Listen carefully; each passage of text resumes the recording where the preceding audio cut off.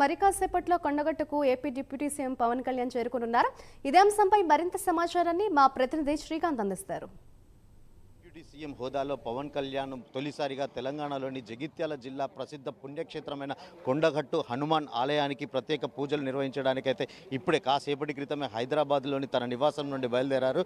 అయితే ఇప్పటికే జనసేన కార్యకర్తలంతా కూడా కొండగట్టు పుణ్యక్షేత్రానికి పెద్ద ఎత్తున కూడా వివిధ జిల్లాల నుంచి ఇటు నిజామాబాద్, ఆదిలాబాద్, కరీంనగర్ చుట్టుపక్కల జిల్లాల నుంచి కూడా జనసేన కార్యకర్తలు భారీగా తరలి వస్తున్నారు. అయితే మనతో పాటు జనసేన కార్యకర్తలు ఉన్నారు, వారిని అడిగి మరిన్ని వివరాలు తెలుసుకుందాం. చెప్పండి, మీరు ఎక్కడి నుంచి వచ్చారు? మీ అభిమాన నేత అంటే ఇన్నాళ్ళు ఏదైతే చలనచిత్రంలో ఒక సూపర్ స్టార్ మెగాస్టార్ నటుడిగా ఉన్నారు, ఇప్పుడు డిప్యూటీ సీఎం హోదాలో తొలిసారిగా కూడా తెలంగాణకు వస్తున్నారు. దీని పట్ల మీరు ఎలాంటి అంటే భవిష్యత్తులో జనసేనకు సంబంధించి పార్టీని తెలంగాణలో ఎలా తీసుకెళ్తారనుకుంటున్నారు? నేను కొండగట్టు అంజనకు ప్లస్ మెగాస్టార్ చిరంజీవి గారికి ప్లస్ పవర్ స్టార్ పవన్ కళ్యాణ్కి చాలా పెద్ద ఫ్యాన్ అన్న.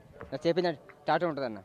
అయితే ఫస్ట్ ఆఫ్ ఆల్ అన్నయ్య పవన్ కళ్యాణ్ గారు చాలా కృషి, చాలా పట్టుదల, చాలా దెబ్బతిని, చాలా మాటలు పడి మన ఆంధ్రప్రదేశ్కి డిప్యూటీ సీఎంగా అయినారు.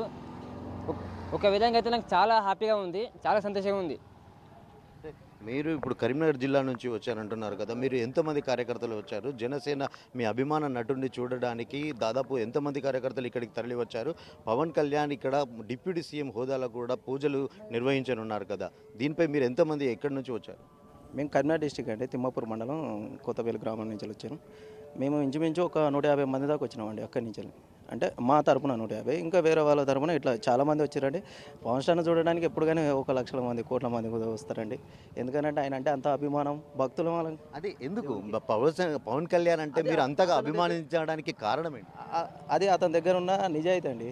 ఆ నిజాయితీ అనేది మనకు ఏర్పడుతుందండి. మనకు ఏదన్నా ఇప్పుడు చేయాలన్నా చేద్దామన్నా కూడా ఆయన రూపాయికి ఆశించకుండా, ఆయన రాజకీయంలో కూడా వచ్చి రూపాయి ఆశించను అని మొన్న కూడా చెప్పాడండి. డిప్యూటీ సీఎం అయినాక అక్కడ కూర్చొని నేను ఏది కానీ జీతం ఒక ఎమ్మెల్యే జీతమే తీసుకుంటాను, అది కూడా మీరు ప్రశ్నించాలి నన్ను, దానికోసం తీసుకుంటాను, మీకు నేను చేసి పెడతాను పనులు అని చెప్పి, అది మాకు చాలా కూడా నచ్చిందండి. ఇంకా ఎందుకంటే ఫస్ట్ టైం ఇక్కడికి రావడం, ఆయన డిప్యూటీ సీఎం అయినాక ఫస్ట్ టైం రావడం మాకు ఇంకా సంతోషంగా ఉన్నదండి. ఫస్ట్ మన తెలంగాణకు కొండగట్టుకు రావడమే ఇంకా సంతోషం. మీరే కాదు, దాదాపు ప్రధాని నరేంద్ర మోడీ లాంటి వాళ్ళు కూడా పవన్ను ఒక ఆకాశాన్ని ఎత్తేసిన పరిస్థితి ఉంది. అంటే పవన్ అంటే ఒక పవనం కాదు, తుఫాన్ అంటూ కూడా ఆకాశాన్ని ఎత్తేసిన పరిస్థితి. అంటే సాక్షాత్తు ప్రధాని నరేంద్ర మోడీ కూడా కీర్తించారు. అంటే ఆయన పట్ల మీకున్న అభిమానాన్ని ఎలా చాటుతారు? ఒక చిన్న విషయం అండి, అతను చాలామంది చెప్పారు, చాలా పార్టీలు చెప్పారు అతను ఓడిపోయిండు, వచ్చేసిండు, లైఫ్లో మొత్తం ఓడిపోకుండానే వస్తుండే అది అని అన్నారు. కానీ ఓడిపోయినా కానీ ఒకటి గుర్తుపెట్టుకోండి, ఈ మన ఇండియల్నే ఫస్ట్ టైం ఆయన 21 సీట్కి గెలవడం, రెండోది 2కు2 గెలవడం. ఫస్ట్ టైం ఇండియాలో ఎవరు లేరు, ఈయనక ఫస్ట్ హోదా వచ్చింది. సీఎంల కన్నా పెద్ద అండి నరేంద్ర మోడీకి. ఇంకేం కావాలి? ఆ సంతోషం ఆయనకి ఎక్కువ అయిపోయిందండి. ఆ సంతోషమే మనందరికీ కావాల్సింది.